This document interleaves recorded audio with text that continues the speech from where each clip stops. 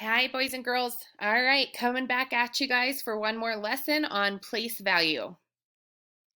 Okay, I had already recorded a previous lesson that went with the place value slides that were assigned to you, and now this is a really cool resource that Mrs. Pierre put together for everybody. It's place value understanding task cards.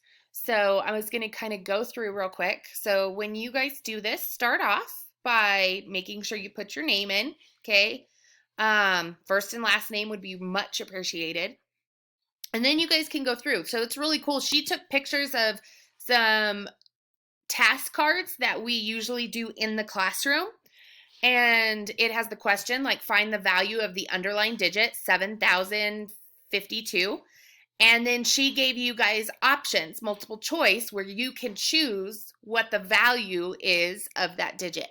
Once again, just like the last slide that I showed you guys, pay attention that it's asking the value, not what the number is, not what place it's in, what's the value.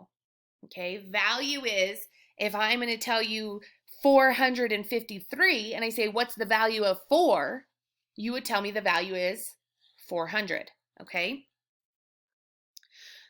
The value of 6 in 26 is 10 times greater or less than the value in the 6 in 264.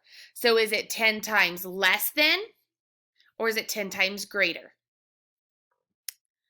Okay, so you're just going to go through these and you're going to read the questions and then you're going to choose the answer that best fits or answers that question. Okay, let's see. The value of the 1, you have to fill in, choose which one goes in that blank. For number 5, you're going to compare the 4s in these two numbers, the value of those 4s. What is the expanded form of 2,453? What is the correct word form for 475,621?